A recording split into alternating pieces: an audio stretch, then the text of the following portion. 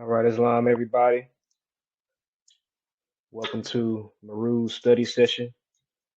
Actually, it's an open forum.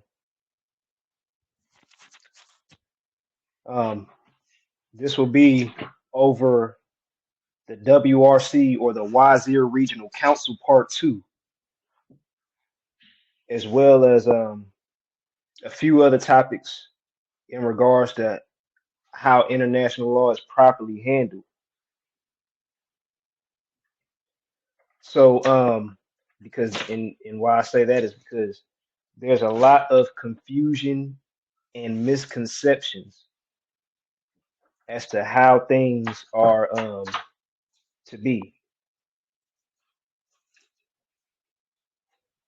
So we'll start with this chapter 2. Okay, we're not going to read everything.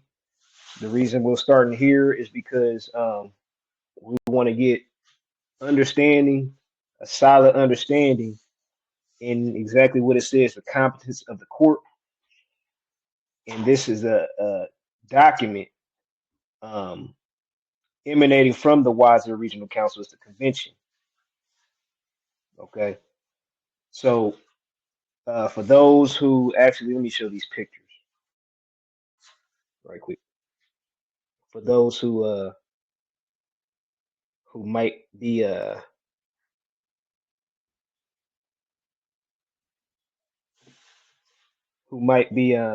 unfamiliar with the Wazir Regional Council series.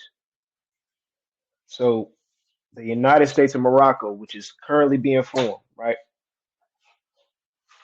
The United States of Morocco, remember, there's no need to reinvent the wheel,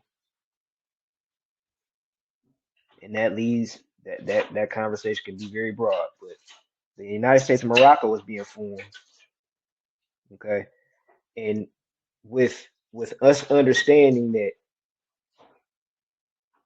the the Moroccan Empire, we fail, and since we fail, the United Nations has become a thing. Okay, after they reformed from the League of Nations.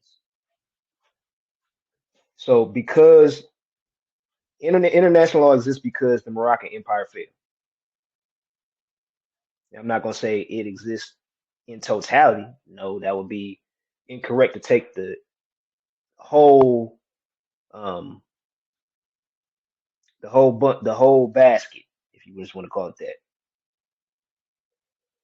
We obviously there's other countries, other continents, other humans with human rights, right, throughout the world. But look at where the United Nations is settled. It's here on this landmass, all except the ICJ. So this is that alone, let alone the Treaty of Fez, which gives some of the first indications of why and how Morocco has such a big play. The Moroccan Empire has such a big play in international law. So we're going to start with this image on the screen, okay? Because the United Nations is international law, right? It's a group governing international law. Everything is, remember, there's no need to reinvent the wheel. Everything is mimicked. So if we're to mimic United States, right? So are we to do with the United Nations? Why? Because the Moroccan Empire is truly the capstone of international law, period. So these organs mimic the organs of the United States of Morocco Treaty Organization. Okay, which is that's what this is all about. So we have these six organs or departments of the United Nations. And once we go to this screen, you can see that it describes it a little bit more. Okay, you can zoom in on your screen. So the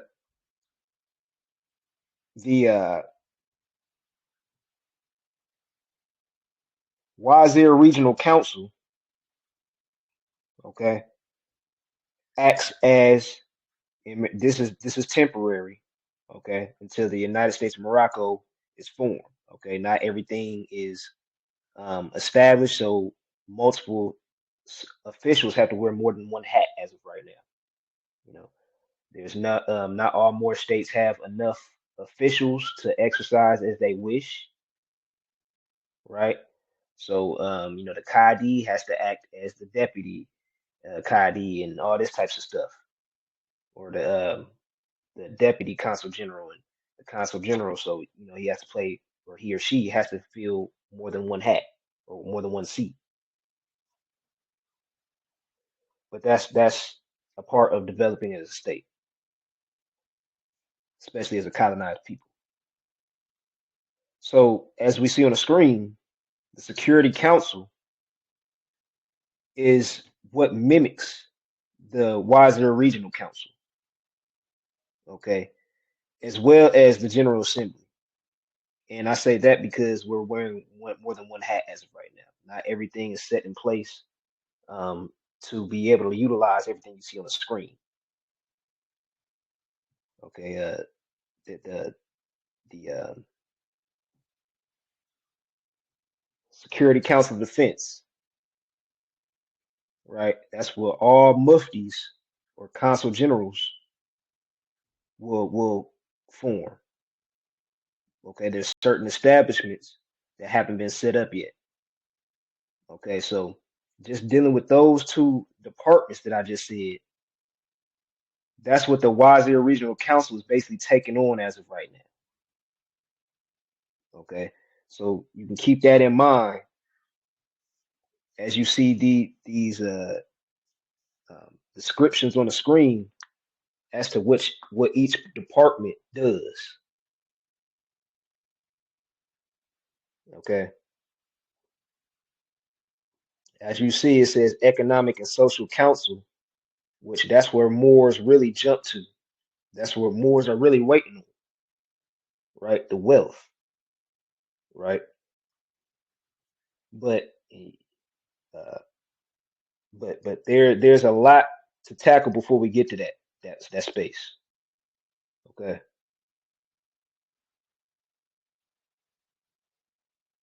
Um.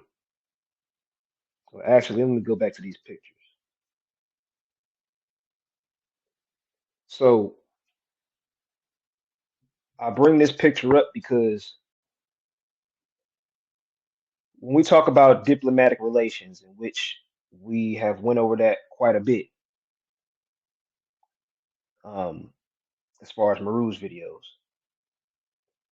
the United Nations Military Staff Committee. Why is this up on the screen? Because when we talk about diplomatic relations, security is important. To be pulled over by a policy enforcer, let's just say, right? And let's just say you're a Moorish national, you have diplomatic immunity, you have your diplomatic ID, state ID, etc., right?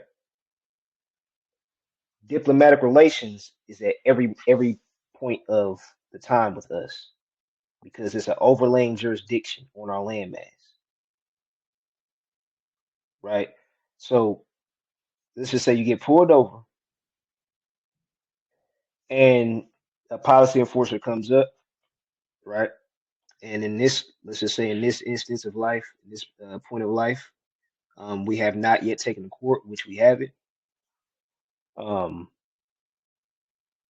and so you're dealing with a certain type of reality until we take them to court.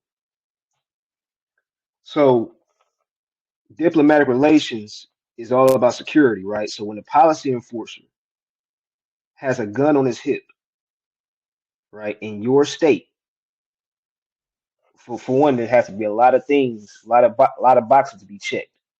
for this to make sense. For what? But just dealing with diplomatic relations and security. That's a moment of diplomatic relations, just you being pulled over, and security. Now, that's just a pebble, right? But on a major scheme, we talking about military, the whole military. We talking about um, the National Guard, right? We're talking about things of that nature, not just a individual's incident. So the reason I'm bringing up all of this before I really get into it is because the military staff, the military is a part of security. Security Council of Defense. Who is the Security Council of Defense? The Muftis, the Consul Generals. What do the Consul Generals do? Well, when somebody gets pulled over, that national calls the Mufti, right? If need be, right? Well, the Mufti and the Security Council of Defense are supposed to secure the defense, which is the military, right? We're talking about different degrees of security. So the Wazir Regional Council and the Regional Supreme Court are the courts currently being developed so that security and diplomatic relations can be handled first and foremost. The first thing you do as a colonized people, just think about this, in a natural fight. Somebody got a gun and they're trying to fight you. Well, you trying to get the gun out their hand. You ain't trying to, do X, Y, Z. You looking at the gun like you basing your whole move around the gun, right? Our people are under threat, duress, and coercion. So what do we have to do first as states? We got to handle the tension talks first. Get that out the way first. Things like states of emergencies must be talked about as a more state first. Why? Because starting a state bank, things like that got to be talked about first. Why? Because nobody wants to put in the work. Everybody just wants to benefit from it, especially the gritty work that everybody is not everybody, but a lot of people are scared to talk about. So these degrees must be handled first and foremost before we, you know, uh, celebrate a step of decolonization. So let's look at this on the screen. The United Nations Military Staff Committee. What is the United Nations Military Staff Committee?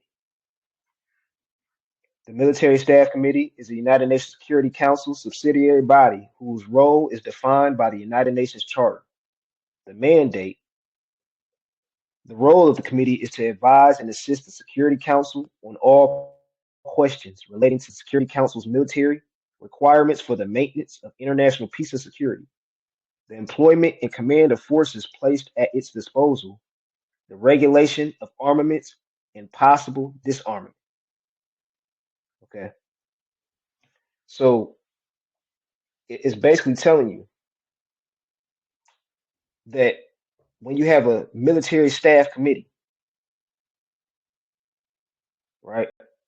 When you have people who play defense well, right? You have consul generals. That's the Mufti, deputy consul generals, right? You got a Qazi. You got other departments of defense, right? You deal with the armaments and disarmaments. You deal with what? The active adversaries. Well, who carries the arms? The policy enforcers, the military, the National Guard, the XYZ. So as we establish more states, defense wins games, right? Well, naturally, when we got the ball, we already know what time it is, so there's no need to rush. So we need to handle what needs to be handled first, in which, in this case, we're talking about armaments, disarmaments, right? And in the active adversaries, we're also talking about smuggling of weapons. We're also talking about the policy enforcers. You're governing the policy enforcers. So what do? You say, hey, we establish more state. How do we establish more states, or why? Because the treaties gave us such power. So that means that you can look at these treaties, say, hey, this article and this article is all about disarmaments. You know what? I like what these articles are talking about. It's a good scope, good wide scope. Let's make it modern and let's call this law something and let's enact it. That's the process, right?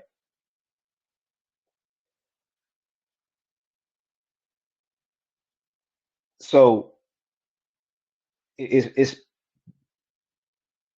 this can be very simple, but you have to keep a the proper scope of things. Okay, you might see well, I'm not even gonna get it at that point, but armaments, disarmaments, as it's in relation to other things that falls under the umbrella of defense, departments of defense, security councils of defense, right? Which is it indicates a whole scope of things, right? So that's how you want to look at things. What's the umbrella? Now, what supports the umbrella, right? So,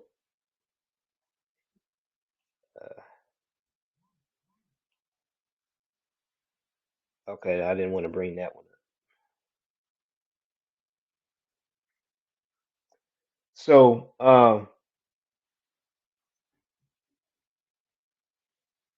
this back to this document, right? The Wazir Regional Council. Now, this is chapter 2, talking about the competence of the court, the regional supreme court, right? It says only Moroccan states may be parties in cases before the court.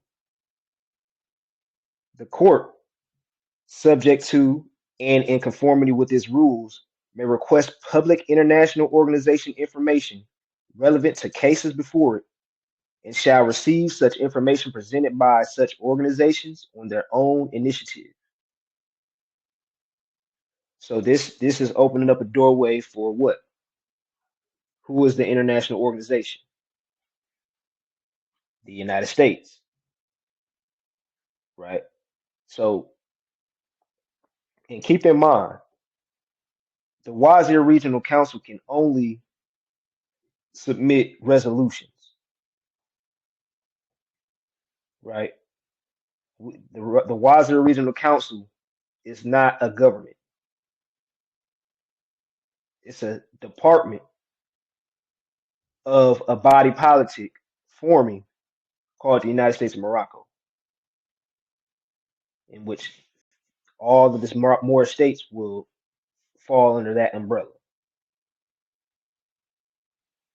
So these documents will be made and what will have to be done in order for them to be enforced and enacted.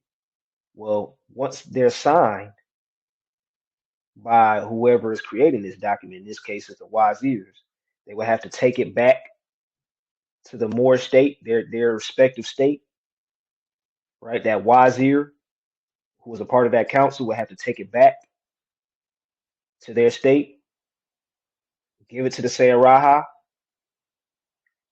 have her approve it if she deems necessary, and start the process of enacting a law. So, I'm just throwing that out there, just for the Moors who are starting more states for future reference. So, yeah, the international organizations, they must give information. Okay, well, what kind of information? It's real broad. Okay, well, let's just say one of the first things we must do is focus on ourselves, right? That means we got to focus on our people. Okay, we got to focus on our main problems that's stopping the people. What do I mean by that? When the more states ask, when the more states tell the FBI, CIA, hand over that list of agents. Okay, we're talking about information from an international organization. Okay, at the request of a more state, right? Why is that chess move? Because one organization or one person or one small group of people is not going to be, let's put it like this: United States would gladly give up, I'm sure, whoever they must in order to still maintain as the United States. It can be this little person, it can be one little group. Okay, they was using them anyway. But at the request of a more state, information from an international organization must be transferred to that more state.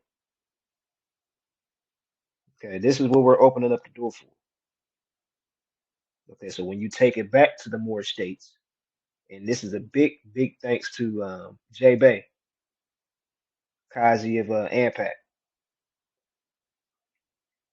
um, shall, what was that? So this is uh, something that the more states can enact, right? As if it was the was that the Freedom of Information Act, things like that.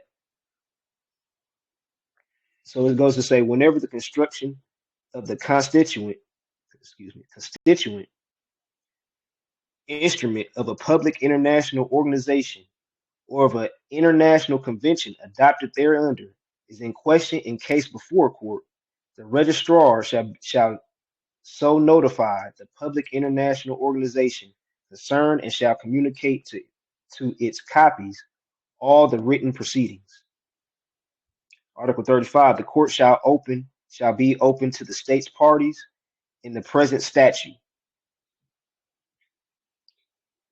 Um, 2, the conditions under which the court shall be open to other states shall, subject to the special provisions contained in the present convention, an organization or treaties in force, be laid down by the Wazir Regional Council, but in no case shall such conditions place the parties in a position of inequality before the court.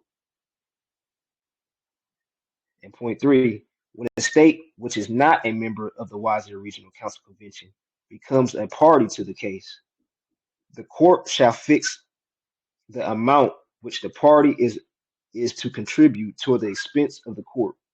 This provision shall not apply to such state bearing a share of the expense of the court. Okay, so that was pretty simple, right? And we'll probably let's see. Um, we'll probably read a few articles because I do want to speak on. I want to get into the misconceptions, which is outside of this document. But let me check this right quick.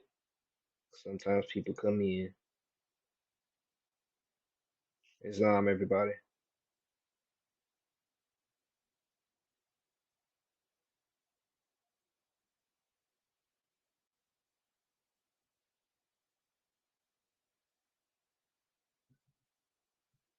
So Article 36 says the jurisdiction of the court comprises all cases which parties refer to it in all matters specifically, uh, or excuse me, specially provided for in the Wazir Regional Council Convention, the United States of Morocco Treaty Organization, or in treaties and other conventions in force. The states parties to the present statute may at any time declare that they recognize as compulsory ipso facto and without special agreement in relation to any other state accepting the same obligation, the jurisdiction of the court in all legal disputes concerning. Okay, so what did we just read?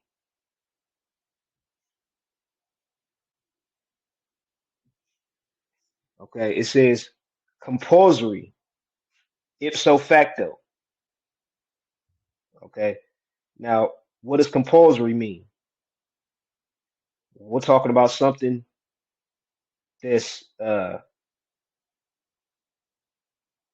that's pretty much is required by law.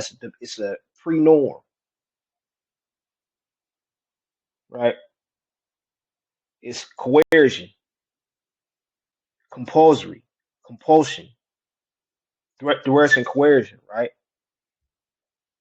So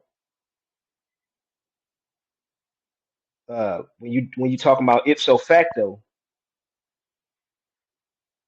you're just talking about the fact, as in de facto.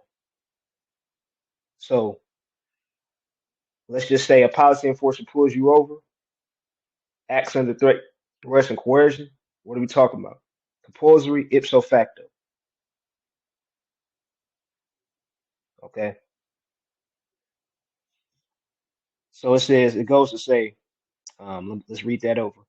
The states parties to the present statute may at any time declare that they recognize as compulsory ipso facto and without special agreement in relation to any other state accepting the same obligation, the state jurisdiction of the jurisdiction of the court in all legal disputes concerning shall the interpretation of a treaty, convention, or agreements, any question of international law, and we're talking about anytime there's concern of any of these. Okay, anytime there's concern of a treaty, convention, or arrangements, any questions of international law, the existence of any fact, if established, would constitute a breach of international obligations, the nature or extent of the reparation, restitution, compensation, satisfaction, and interest to be made for the breach of a regional or international obligation if the treaty so requests. So remember, this is the treaty organization. What treaty requests get specific as far as reparations, restitutions, compensation, satisfaction, etc. Well, this is the treaty organization is about, right? So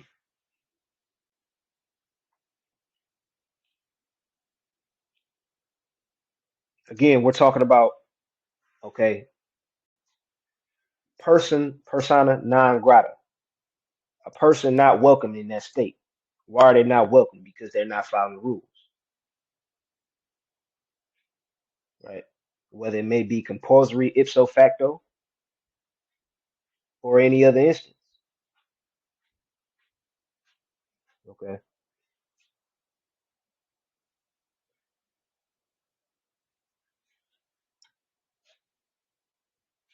And if somebody would like to read at any time, feel free to.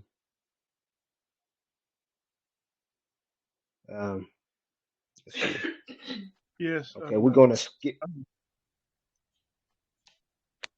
Okay, Islam. We're gonna skip reading down to Article 37.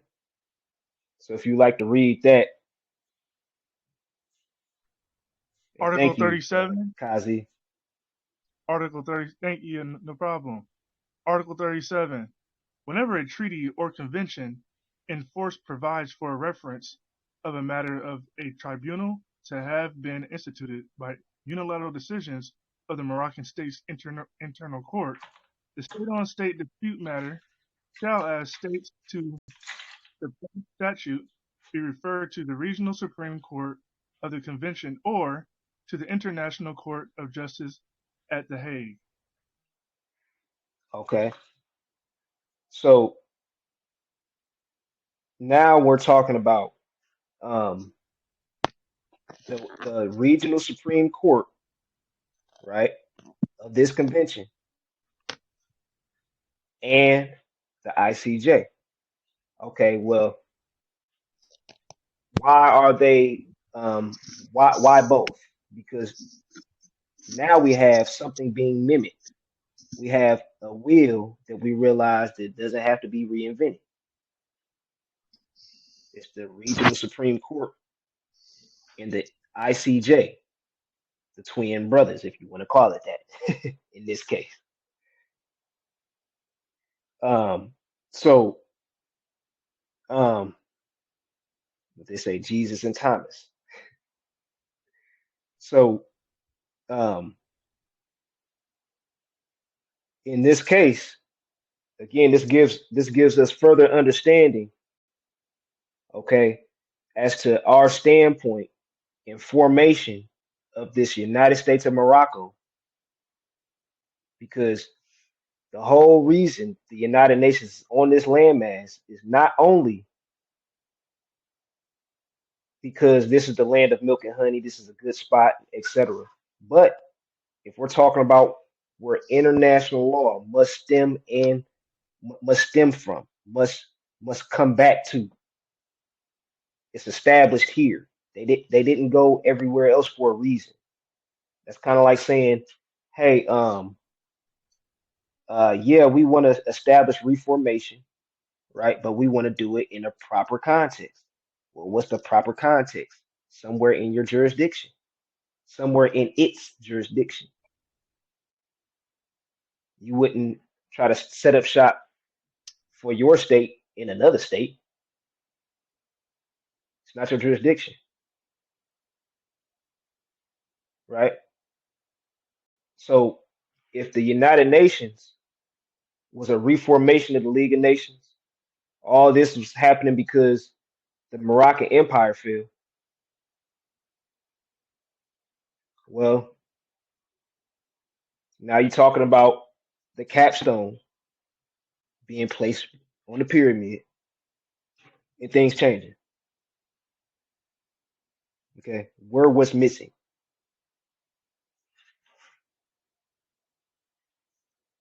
Okay, Kazi, if you can read Article 38. Article 38. The court, whose function is to decide in accordance with international law such disputes as are submitted to it, shall apply a. International conventions, whether general or establishing rules expressly recognized by the contesting states; b. International custom, as evidence of a general practice accepted as law; c. The general principles of law recognized by civilized nations; d. Subject to the provisions of Article 59, judicial decisions, and the teachings of the most highly qualified publicists of the various nations as subsidiaries means for the determination of rules of law. 2.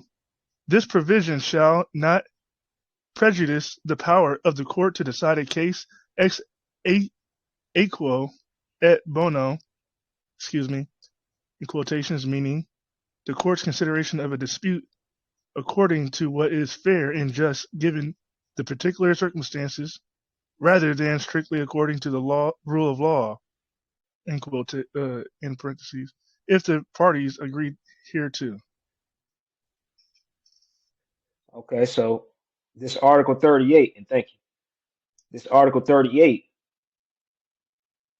again, this is, and as you see, Chapter 3 says procedure. So this is edging into the functions or the procedures or the instructions, how the court will simply mimic the ICJ and other courts other establishments within the United Nations. So, as it said in point one, right, the court whose function is to decide in accordance with international law.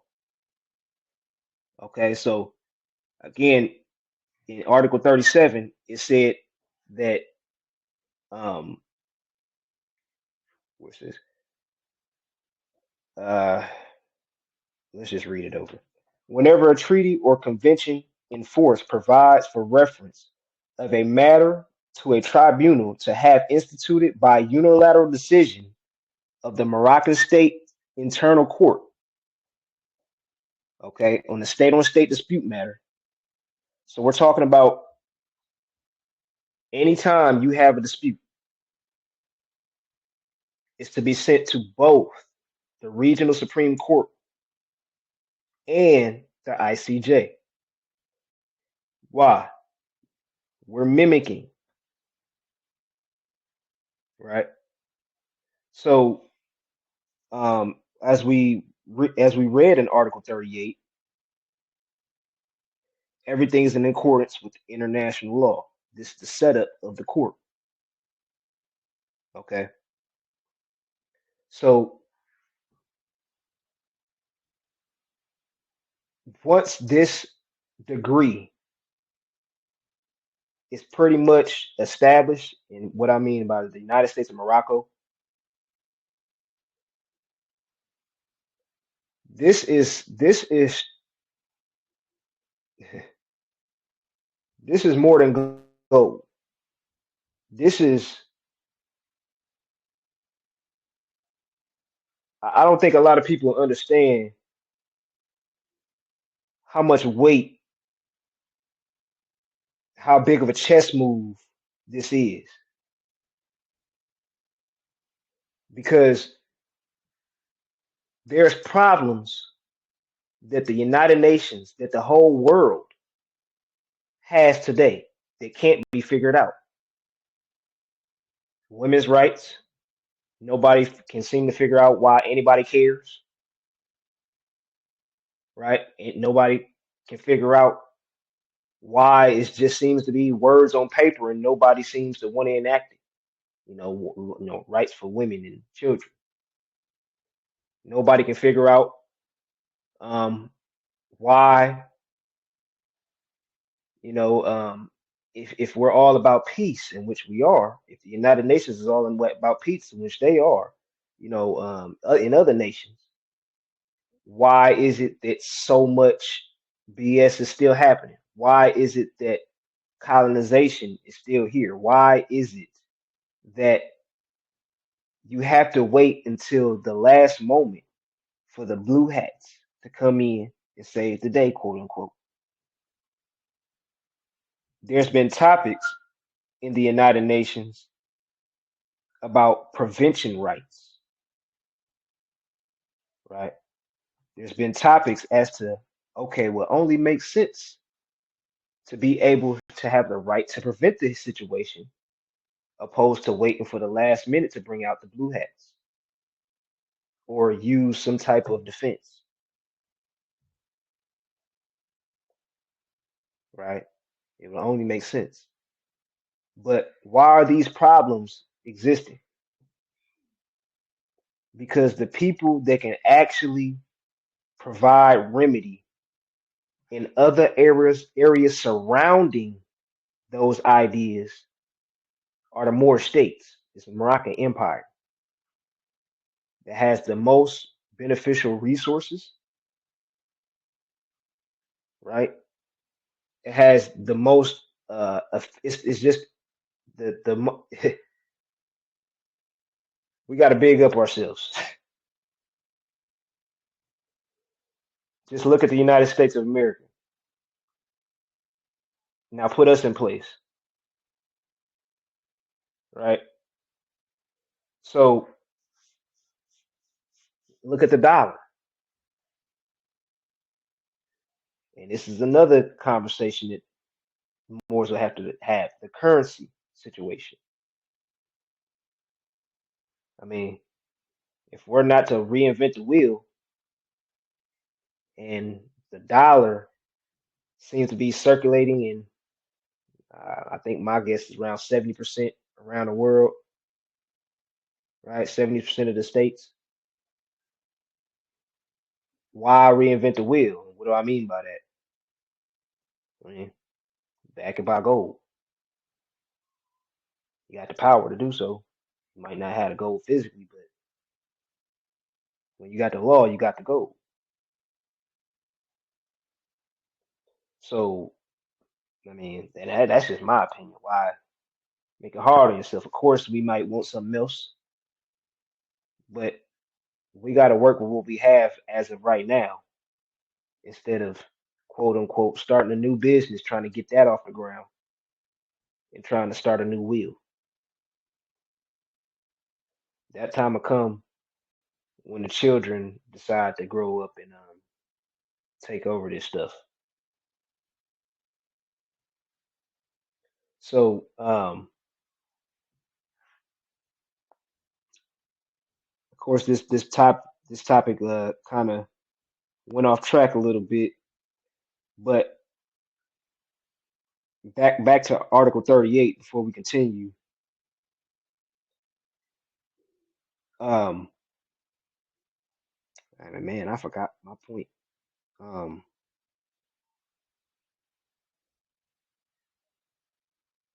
okay.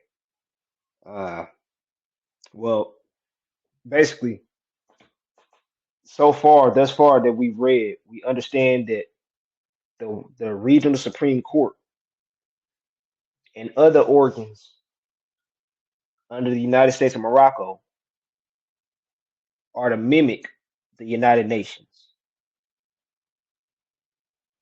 Okay. So this document also opens up. Let's see.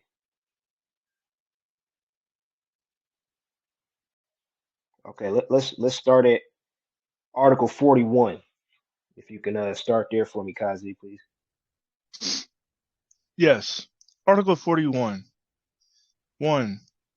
The court shall have the power to indicate, if it considers the circumstances so require, any provisional measures which ought to be taken to preserve the respective rights of either party. 2. Pending the final decision, notice of the measures suggested shall forthwith be given to the parties and to the Wazir Regional Council. Okay, let's stop right there, right quick. So the Wazir Regional Council are the ones measuring the case at hand. Okay, and again, this is again, this is temporary. This is many hats in one council as of right now. But this is also because we have to think about this. Once another thing is established, or another frequency, let's just say, is established, right? We establish so much, things begin to change. What do I mean by that? Well, as Moors who are trying to reinstill the old time ways into modern days, we'll have to decide on having a sultan,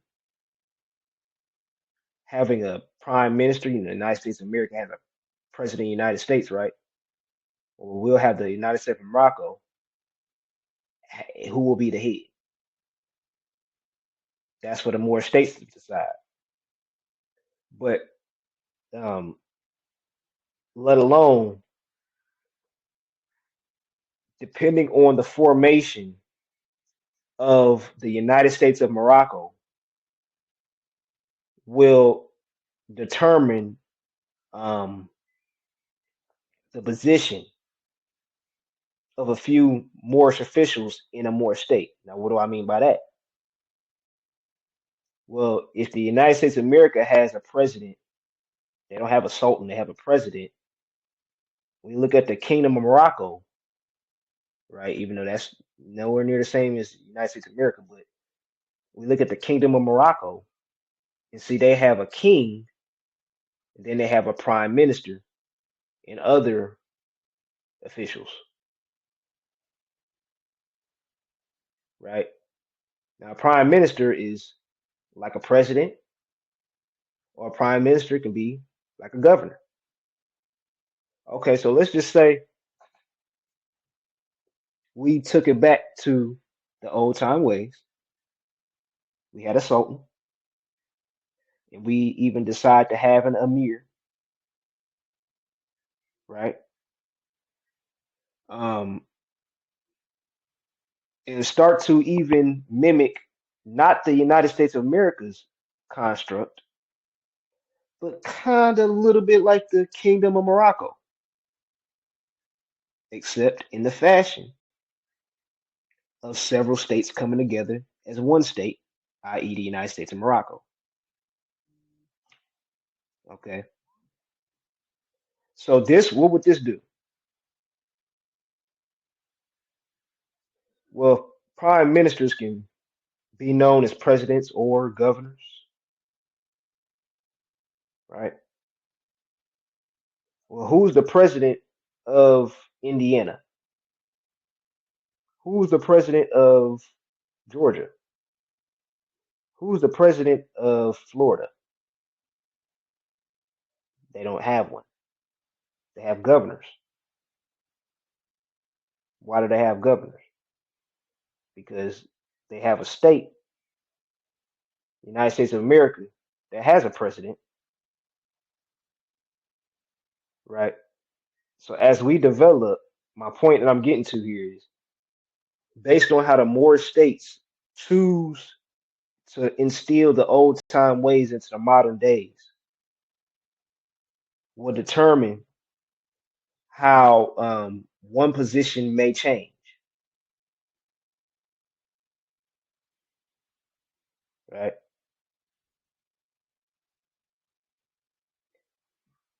So that's something to think about, as well as the currency. Those are concepts for later days, but still be tackled very soon.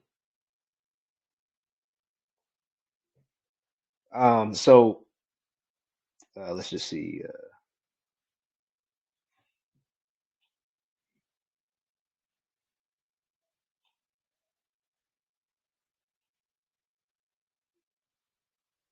Um, okay, so we're not going to read this part. Let me go through this right quick and make sure.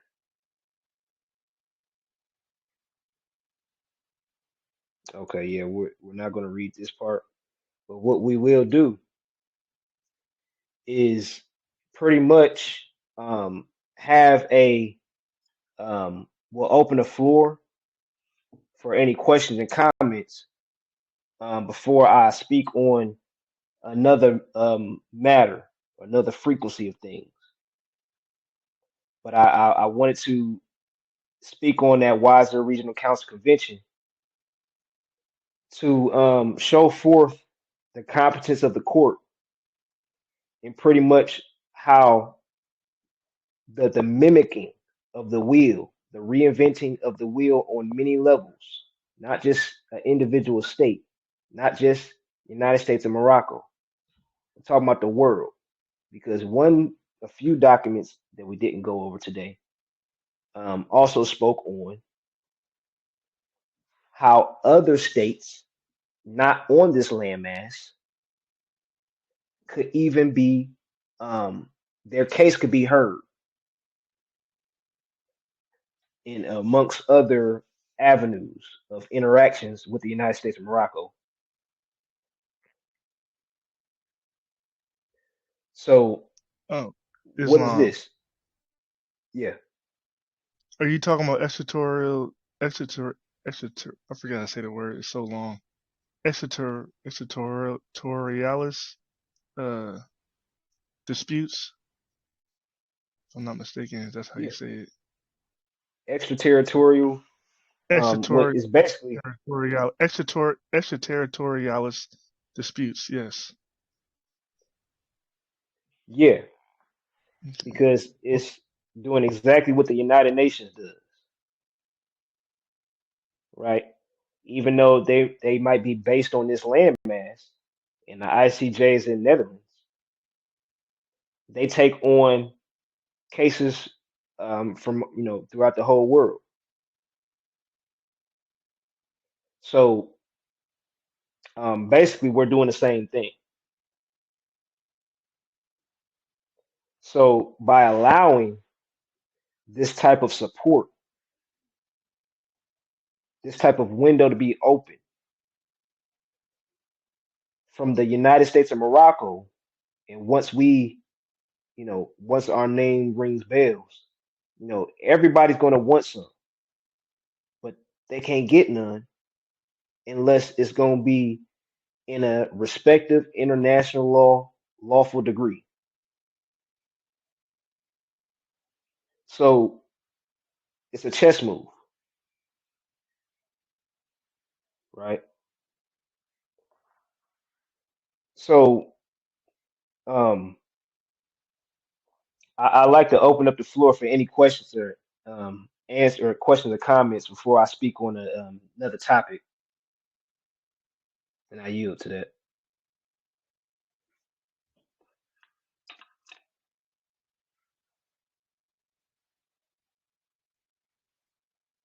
No, no, okay, must be doing a good job. So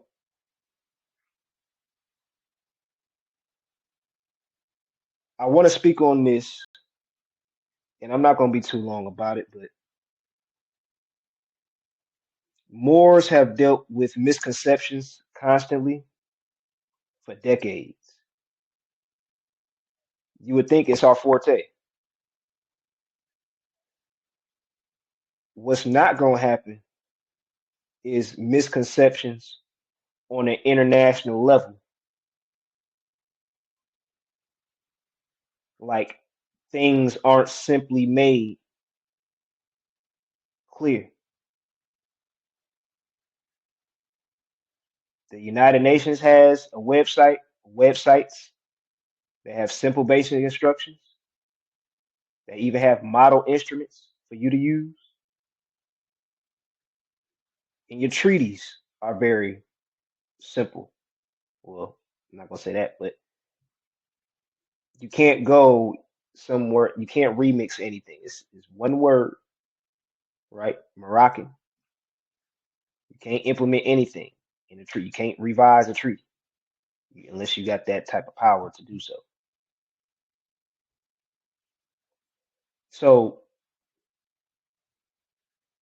I say all this to say that there are Moors who believe that international law is based on a group of people. Well, I should say statehood is based on a group of people who need a charter, right? There's a lot of people who think that in order for a state to be established, that you need to do way more networking first. You need all the people on your side that's in your state. There's Moors that are taking international law and are not reading exactly in entirety from the group that's governing international law. It'll be partial, and this is causing misconceptions.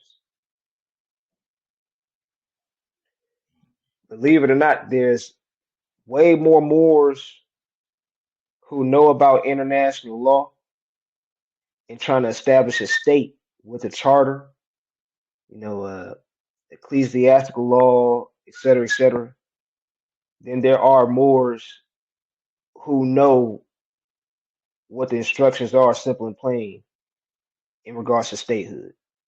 You wouldn't believe it when I came to find out what was going on. I said, "Oh my goodness!" But I, Let's see. Um,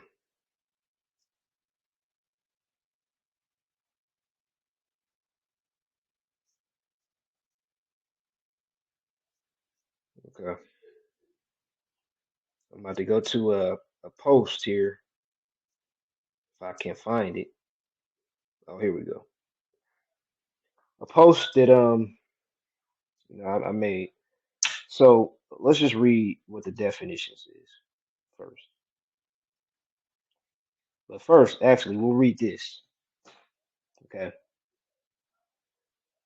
This says chartered local government. A chartered city, county, or municipality. Now, just stop right there. It doesn't say a chartered state, right? A chartered city, county, or municipality is one that possesses a unique set of laws that forms the legal foundation of its local system of government. The actual legal document that articulates these laws is called a charter. Charters stand in relationship to a county, city, village, or town, the same way that a state constitution does to a state or federal constitution does to a nation.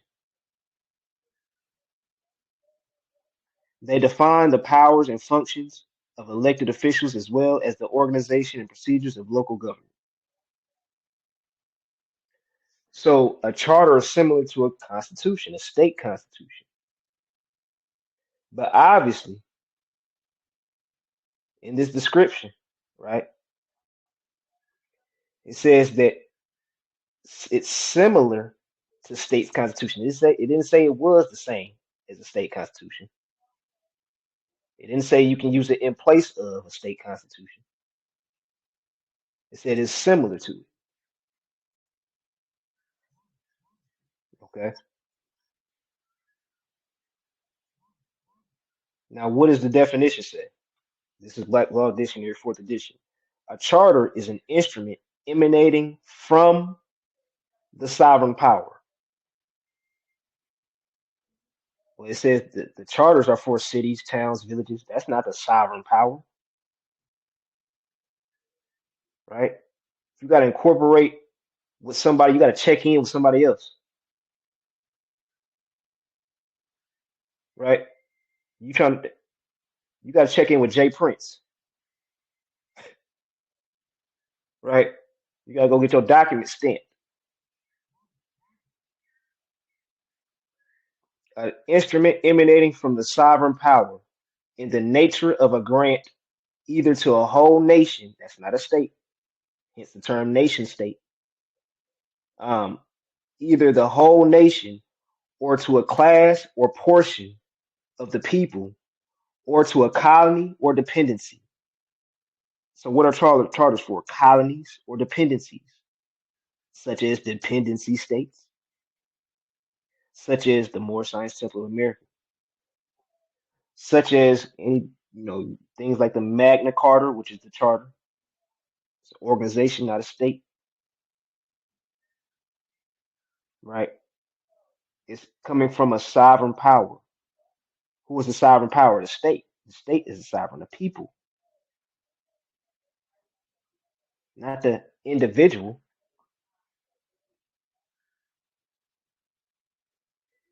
If the individual was sovereign without having a state, then you just look like a more subject. What's sovereign? The state. That's the person, not you as an individual. Nobody's listening to you as an individual without a state. It's that person. That's the sovereign. That's the spirit that encompasses this whole, this going to encompass this whole thing. The United States of Morocco. That entity. That's the umbrella. That's the sovereign that can depend. It can enact a law, change up everybody's life. If that person says something, We all move, right? Not you as an individual. That's why you keep getting locked up, right? Et cetera, et cetera. Because you need a state. So it says, in assuring them certain rights or liberties, powers such as a Great Charter or Magna Charta, and such also were the charters granted to certain of the English colonies in America. Okay, so I wanted to speak on that first and foremost because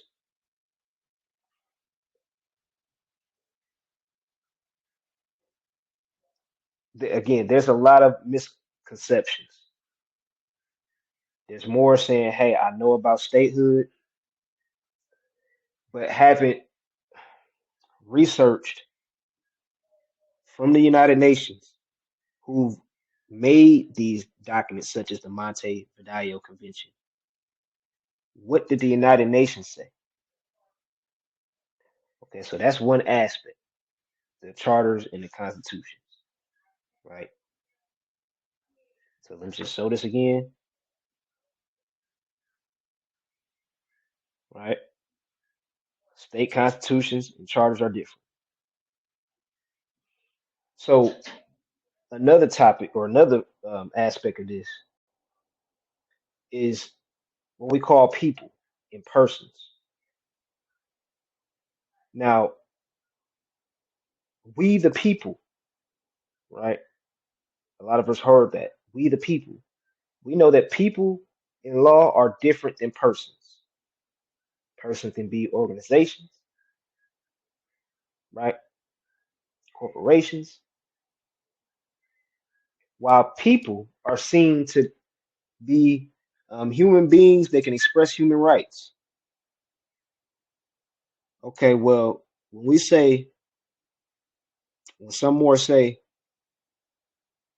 that we need to go out and network and get the people,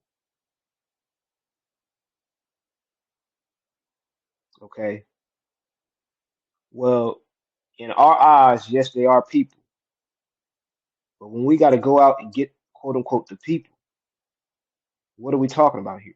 We're talking about us going to teach our people nationality, statehood, right? So what do we have to take into concept? What do we have to take into consideration? Well, we got to take into consideration their political status. What is their political status? More subject, a person, a corporation, not that of the people, a person. We see them as people, but in law, they're seen as persons. So when we say in the Montevideo Convention, Article 1, Part A, where it says the first element of a state is a permanent population, right? We're talking about people, a permanent population of people, not persons. A state compromises a permanent population of people, not persons. The people govern the persons, i.e., the people, the nationals, the officials, govern the corporations, the buildings. And if people deem to consider themselves persons, then okay, that's self determination. That's on you. Do what you choose. Our job is to uplift fallen humanity. Okay, so what am I saying here? I'm saying that the people are the ones who first elect themselves, coming to into the knowing of who they are, not the persons who never wish, regardless of what you say, to be a part of a Moorish state government, considered a Moorish national, i.e., they just want to be U.S. citizens. You will have those types of people. Yes. People and persons are those who first elected themselves and then elected each other. So for you to go out and try to get all the people when they're not seen as people in law, you're basically trying to go out and teach the whole however many millions of people or persons are in your territory before you go out and do the first step. But what does Montevideo Convention say? It says a permanent population. That's not a fixed number. A permanent population of what? People. Okay, well, who are the people? The people that can run a government. Well, how much does it take to run a government? Well, let's just see. The establishment of a government, the foundation of a government is what? Three branches of government, right? So when you have a permanent population, that means the sky is the limit. As long as you start with the foundation. What is the foundation? Three branches of government and a permanent population of people. Okay, so that doesn't tell you where to stop. It's not a fixed number. But you do know three branches of government must be established. How are they established? It starts with one person that gets elected into the people. Now he's considered people, right? They elect each other while the people who don't elect themselves are considered persons and they must be uplifted. Now, when the United States of America started, let's just think about this. Was it everybody in this landmass, quote unquote, that was had a say so in the Constitution? No. It was certain people.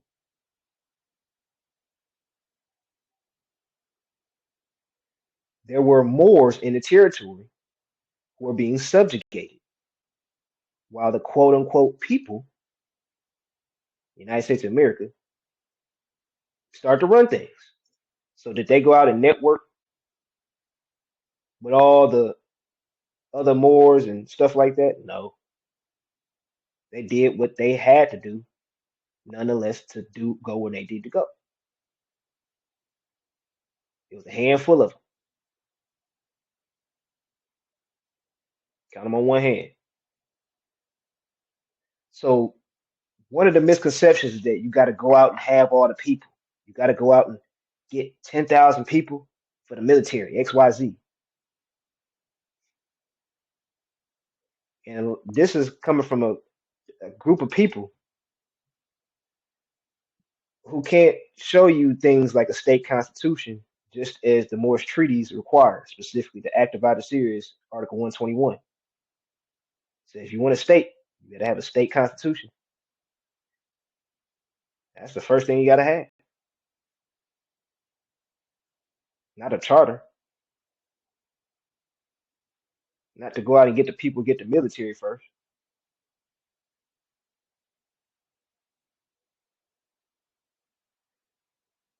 Another aspect, and this is going to be one of the last ones, is what's called a letter of rogatory.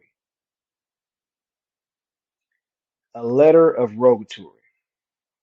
Let's just see here.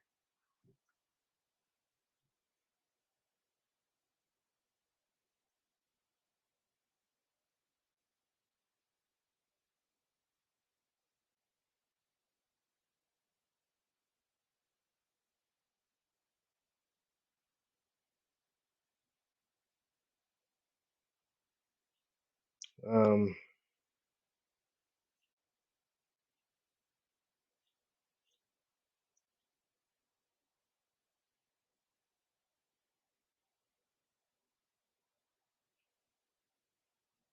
okay. Letter of rogatory.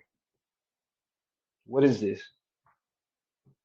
there's some more thinking that the first thing you have to do is utilize a letter of rogatory. Okay. So first of all, we have to ask ourselves if this is the first instruction. This must be telling us it's the first instruction somewhere, right?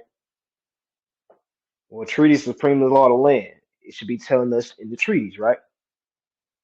But it doesn't say anywhere in our treaties to utilize a regular letter of rogatory. Letters of rogatory.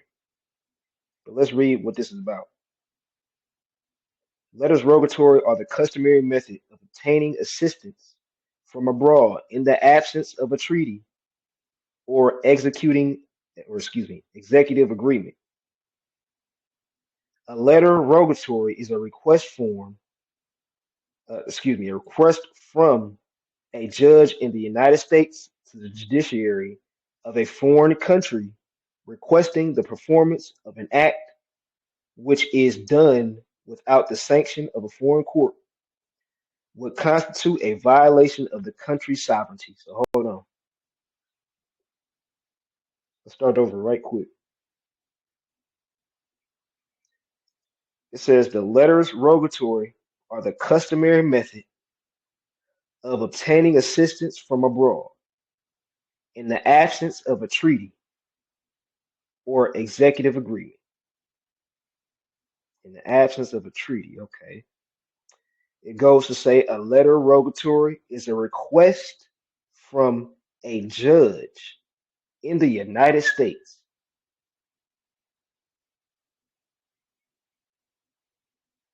You ask in the United States to send a form. You ask in the United States to do something for you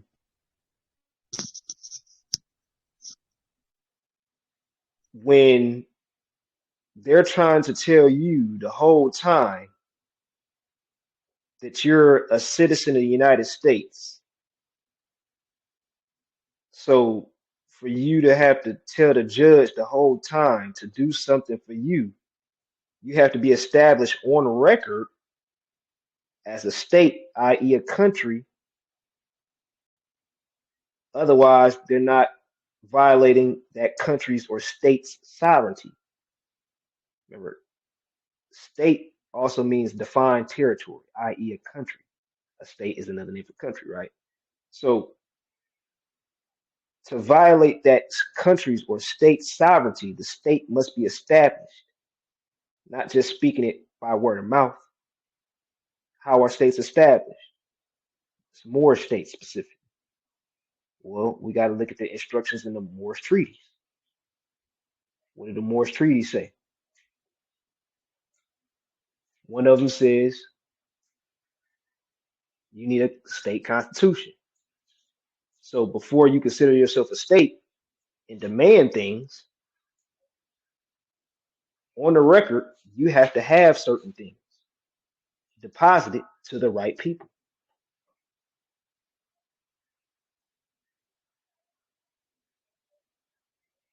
If you think the first step of establishing a state is what's called letter of rogatory,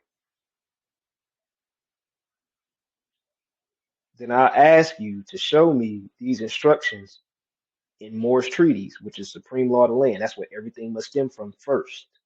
First. Then we figure it out from there. But to say a letter of rogatory is what's needed, as if a treaty told us to get a request from a judge in the United States, their courts instead of yours, that's a problem. That does not make sense.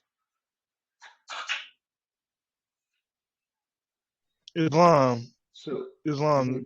The way I was kind of interpreting is the word rogue in the word rogatory sounds like somebody's going rogue, reaching out to someone they for help that they probably shouldn't be though, unless it is sanctioned by the other. country, of course, but it sounds like some sneaky business in a sense. But like I said, unless the other party agrees to it under the table in a sense, then it's rogue. That's all I had to say about it. That's it. Yeah, because that's the energy of this. It goes to say prosecutors should assume that the process will take a year or more. Letters rogatory are customarily transmitted via diplomatic channel, meaning you have to have diplomatic relations or diplomatic immunity established. That means diplomats, excuse me, are sent on behalf of the state, which must be established first. You got to establish yourself as a state before you start moving like it, period. You can't, it's very simple. What's the supreme law of the land? Not the United States Constitution. That's supreme law for their jurisdiction on this land. What did the Constitution say? Supreme law was the treaty. Okay, so since they're on this landmass, which is Morocco, we know what the supreme law of the land is. The treaties, Moorish treaties, not the U.S. Constitution, which is constituting their jurisdiction and their citizens.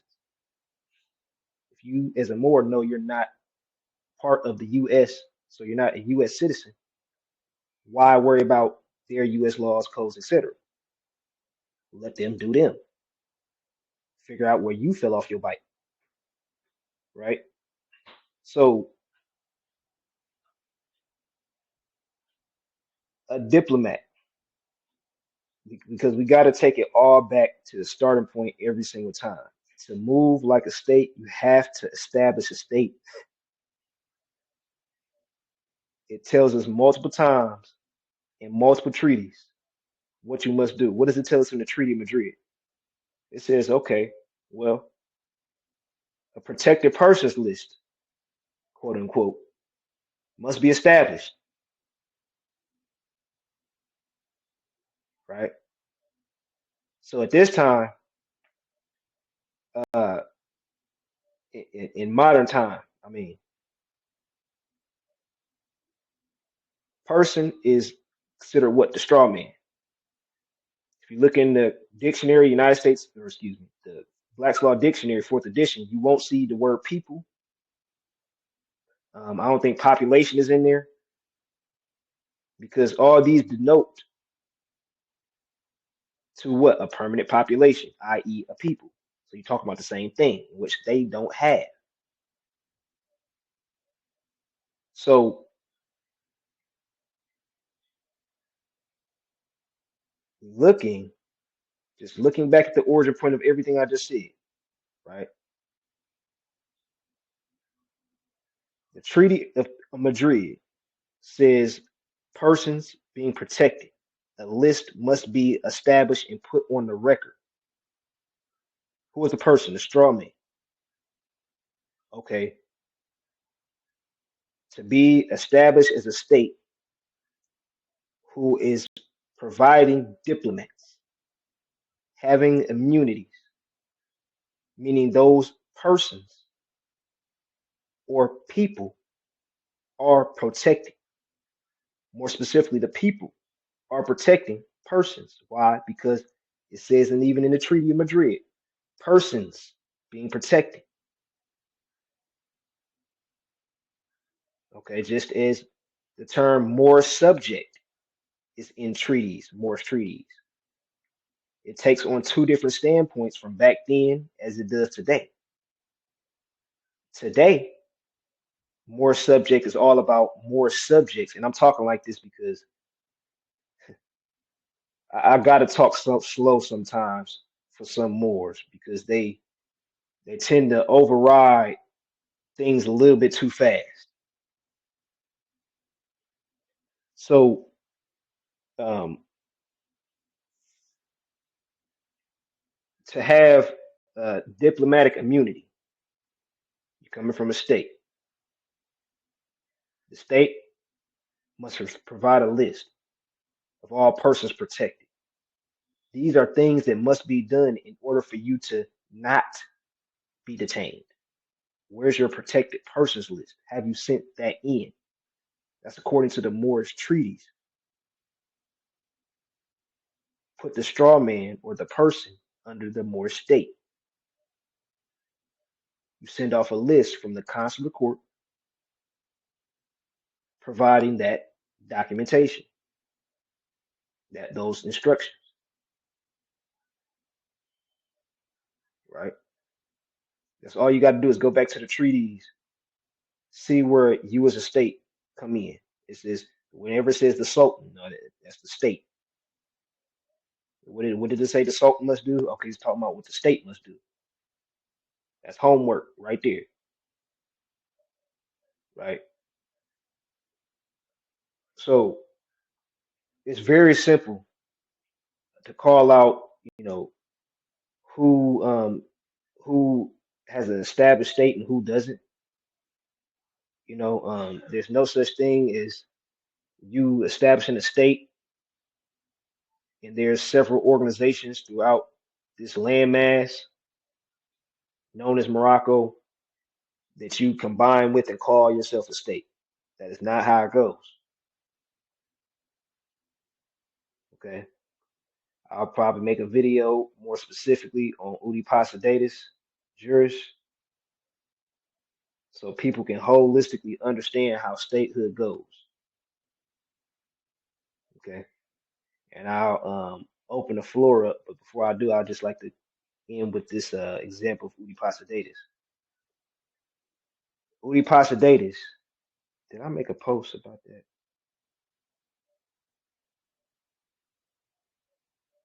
I'm gonna see if I made a post about that.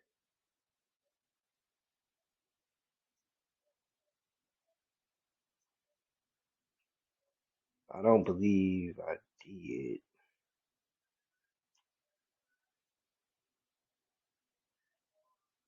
Okay.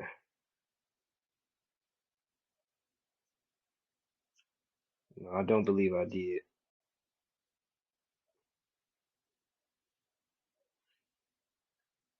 So I'll end with this comment before I open the floor for any questions or comments. Udi Pasadidis has several cases,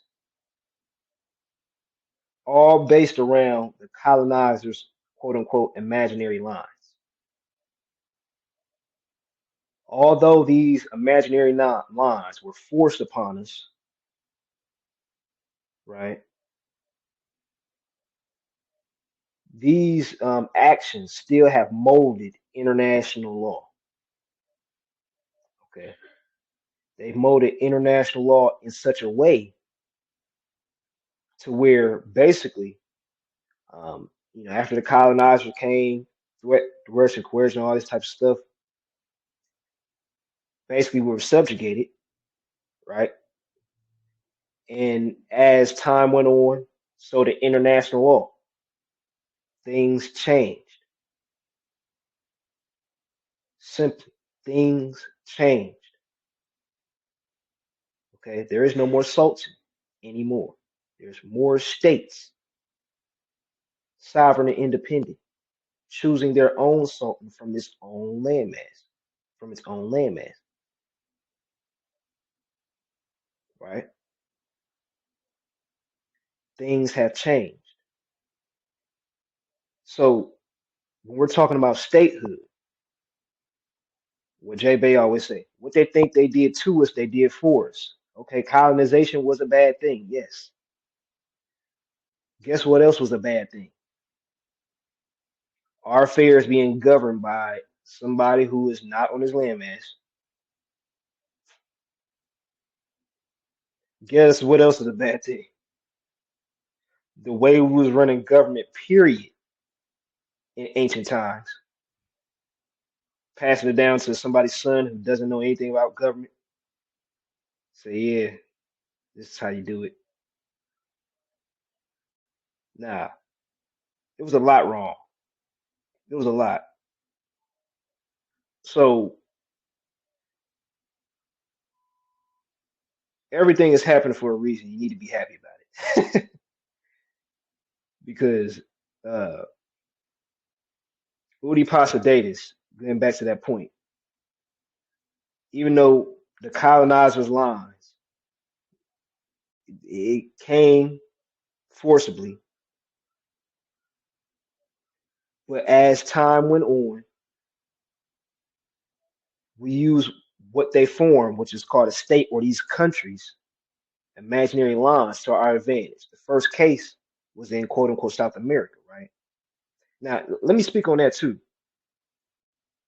I want to speak on that too, because this is a concept Moors are not understanding. North, South, Central America, right? North, South, Central Morocco. Okay, we know that. What has changed though? Well, not only do we now have states, i.e., imaginary lines from the colonizers, some people call it, but you have um, South America, you have Canada being in their own jurisdiction, right? So, what politically, what are they? Canadians.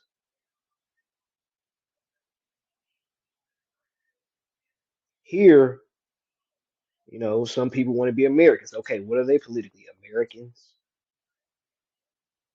privileged Americans. What, to call yourself a Moor politically, we're talking about North, quote unquote, North America. That's it. That's it. Why?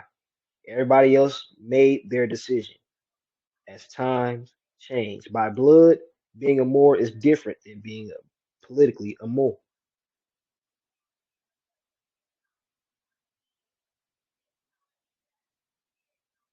As some of us know, I hope all of us know, the more Morocco is the whole world at one point, right? The Moorish Empire ran the whole world at one point. Then it diminished. It changed. The jurisdiction changed several times. It refined the Spanish um, Empire, the Ottoman Empire, quote unquote Tartarian Empire, right? The jurisdiction has changed multiple times, just as it has today. So when we see South America, Canada,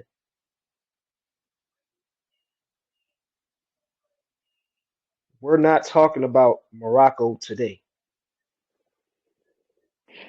In ancient times, yes, but which time would I ask you? Because that's another question too.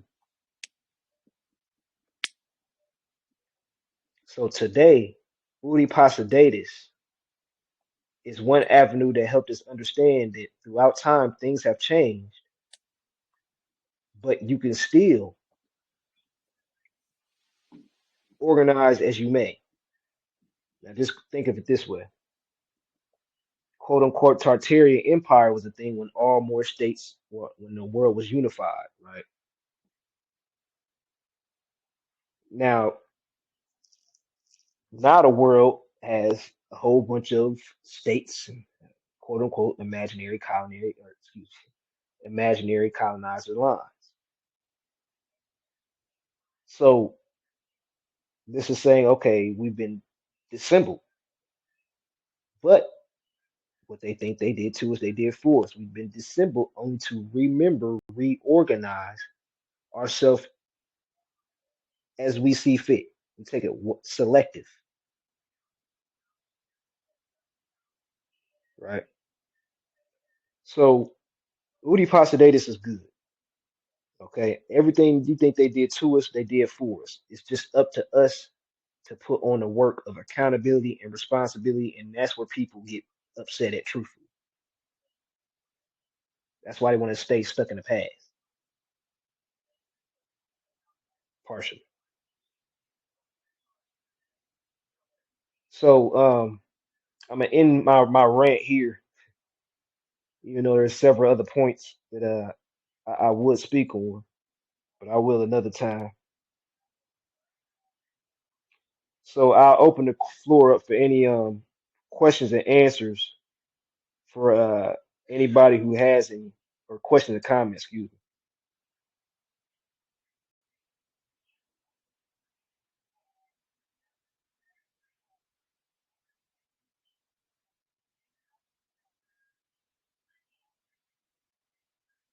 No. Islam. I do have a random question. It crossed my mind earlier at work. One of my coworkers, Caucasian male, teaches his son how he's Indian, and even teaches his son Indian language, so-called Indian language that he prescribes to in a way. And it just kind of made me think a little bit when he says that he's a Native American, a Native American, and just please, if I'm just thinking native. I get the word native. It's kind of something similar to original, but not all the way. Of the people of the landmass, but American.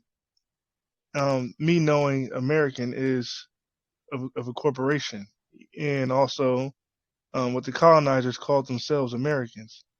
So, but Mhm. a lot of black people will say that they're Native Americans, or I'll take indigenous, but some people specifically will say Native Americans.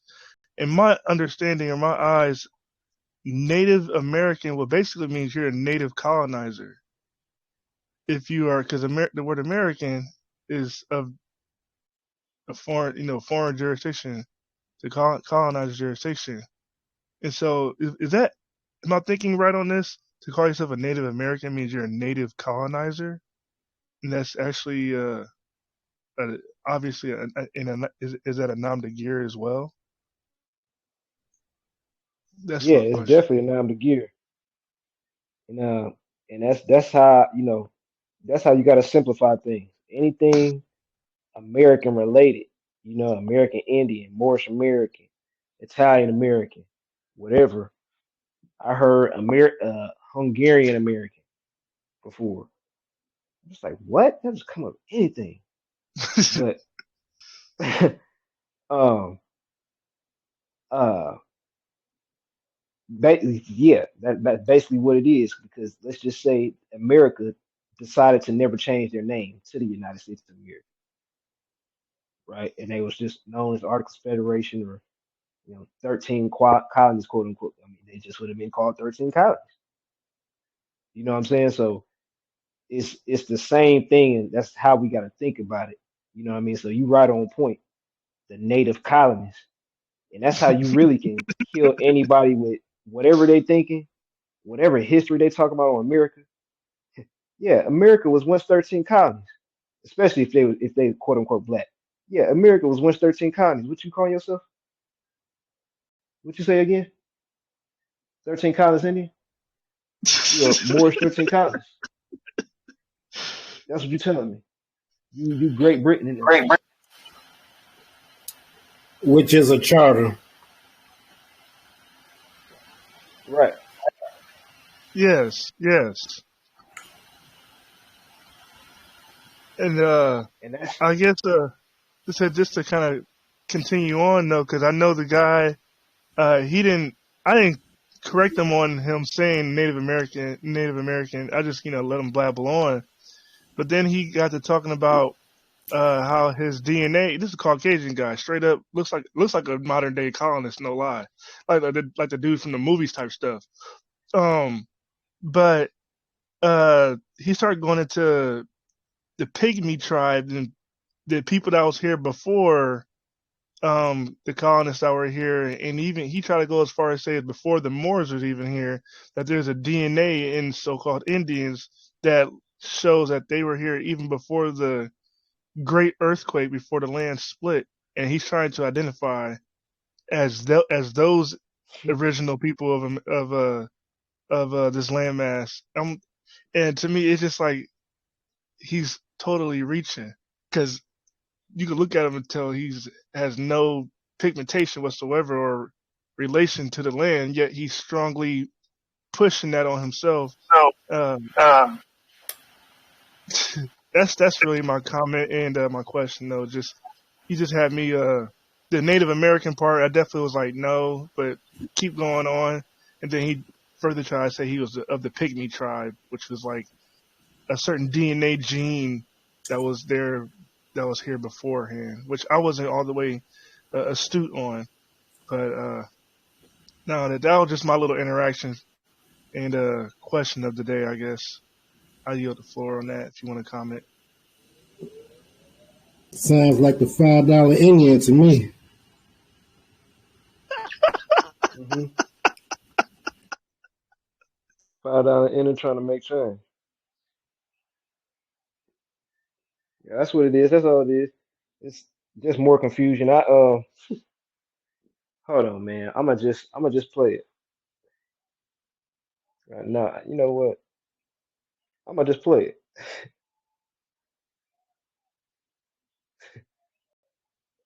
So let's and excuse these pictures that you see right here because it's colloidal silver test. So let's just read. It's 45 seconds. We went up about this 46 seconds. Let's just listen to what's being said.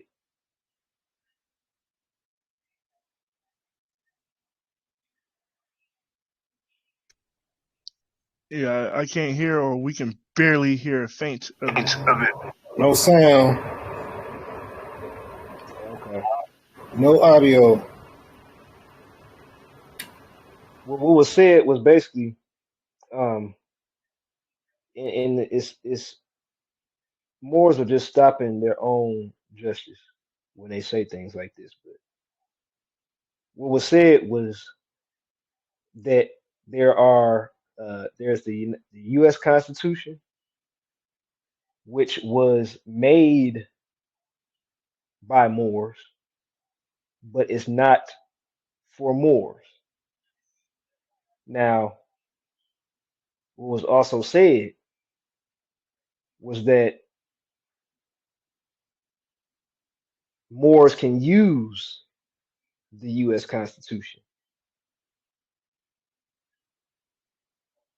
So the U.S. Constitution was made from Moors, but not for Moors, but Moors can use it.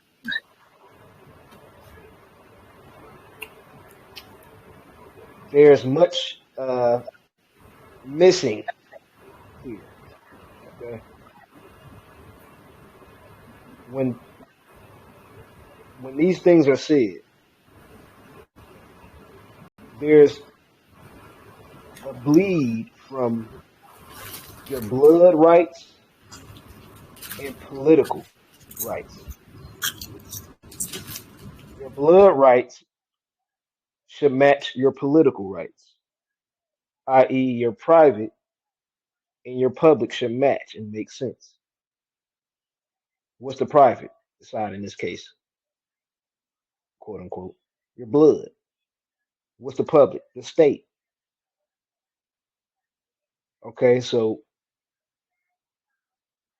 Moors have made a U.S. Constitution.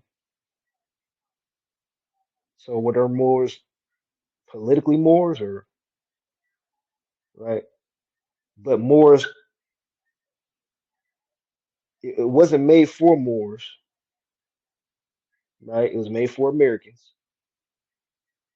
But Moors can use this. There's confusion. Why? Because this quote unquote mid heaven that again we're thankful for Noble Drew Ali, but Moors have been stuck at what he said was only half told, halfway done, if that. truthfully, it wasn't started. What was started was just the knowledge part of who you are, how to start a state. He didn't do that. So that technically wasn't established. Nonetheless, you can at least declare your nationality by saying, I know I'm a Moor. What Khalid Muhammad said, I'm a Moor, right? That's the least you can do is know who you are. But that's 50%. To establish that, to make the private and public make sense, to make the higher self and lower self match, universal law and man's law match, you got to make that make sense on a political side. So you can be politically seen as a Moor, not an American, not a Brazilian, a Moor from Morocco or a Moroccan, simple and plain. What's the modern day name for the Moabites? Moroccan. That's the modern day name right there. That's what you'll find in the treaties, not Moorish American. That's not the modern day name.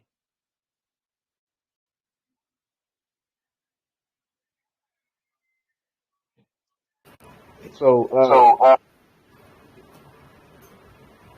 I open the floor for any more questions and comments.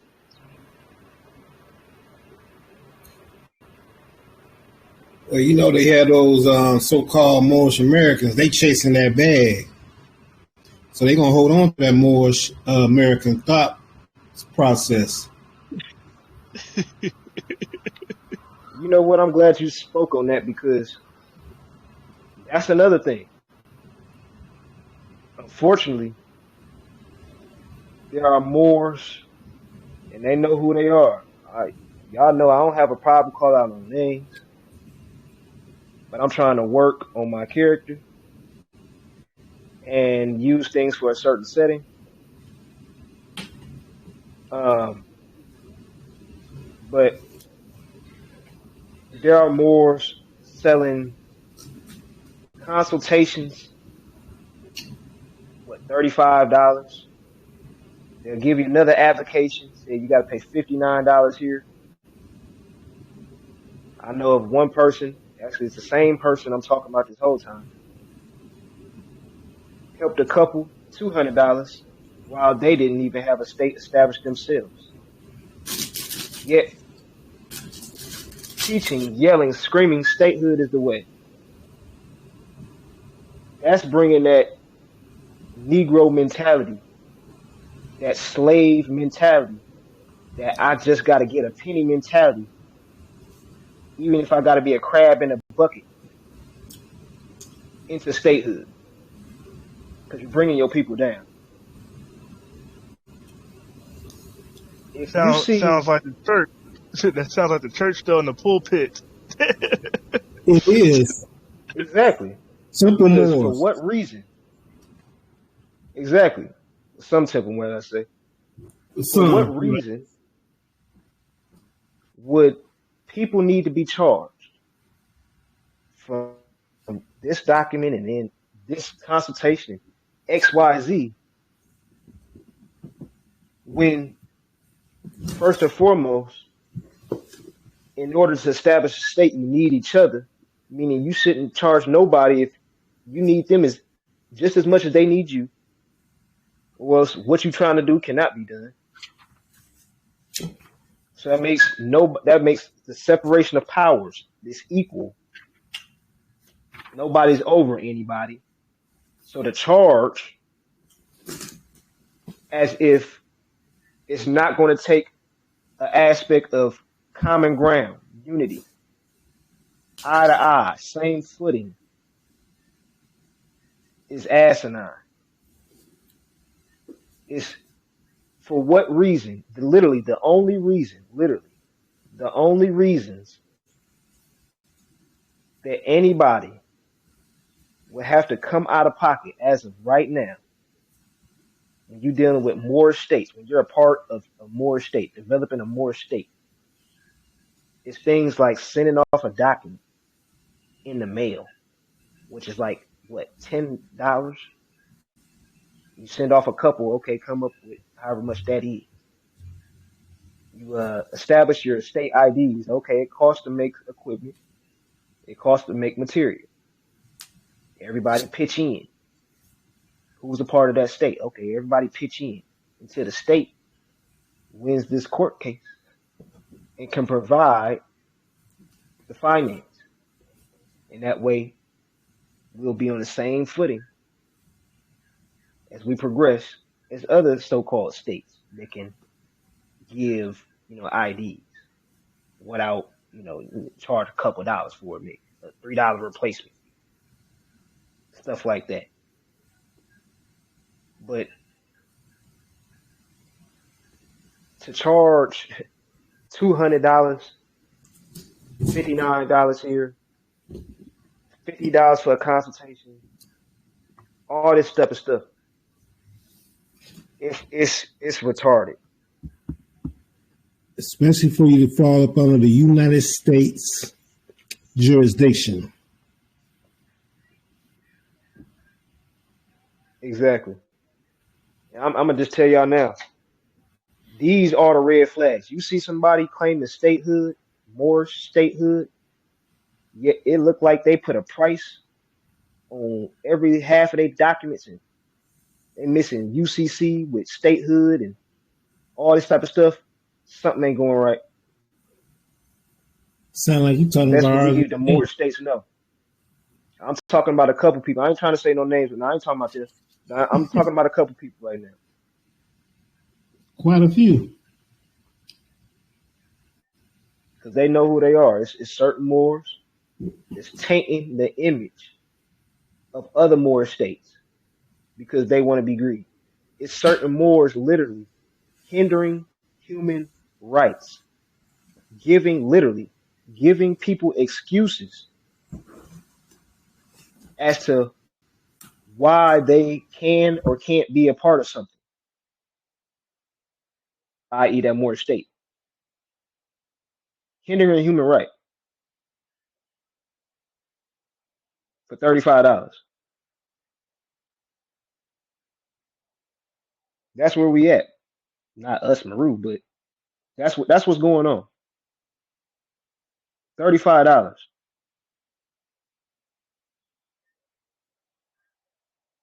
That ain't even an eighth.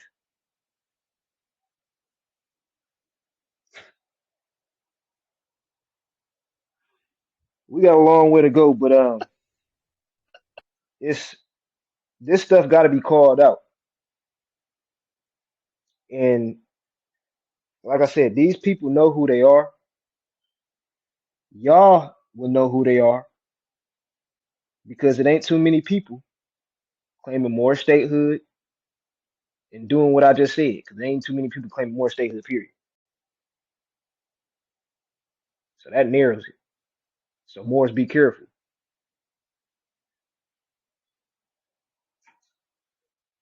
So you don't want to get me started. So I'm a It's all I'm gonna good. open the floor up.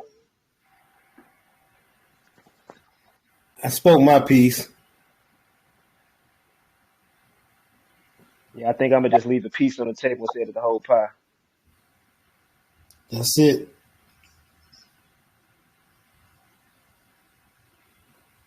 So if there's any more questions or comments, the floor is open to that. If not, we'll conclude here.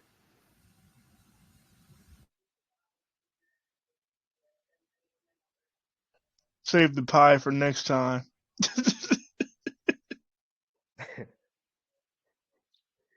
Right. So we'll conclude this meeting here, and I'll look forward to seeing you all next time. I'm not sure when the meeting or the next session will be. My daughter will be born into this world tomorrow, so there will probably uh, not be a study session anytime soon, as far as an open forum anytime soon.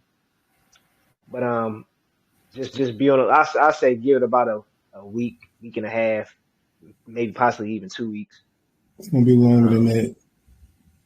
Yeah, it's gonna be longer than that. I ain't gonna cap. Progress on that dynasty and that new seed. Yeah. I'm over here trying to fake the funk, trying to be nice. You're gonna be a minute. I don't know who could take your or slide it to your spot.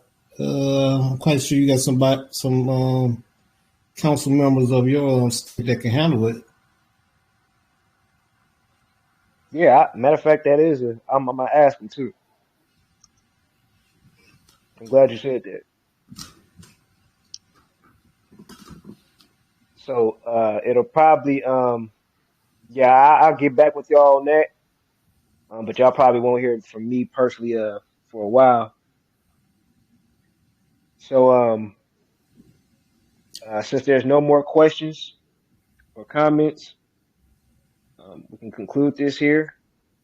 And peace and love to you all. Love, truth, peace, freedom, and justice. Peace. Peace Man. and love to everyone, brothers and sisters Peace, and and family. congrats. Congrats on the seed, Yes, King. thank you. Thank you, Mo.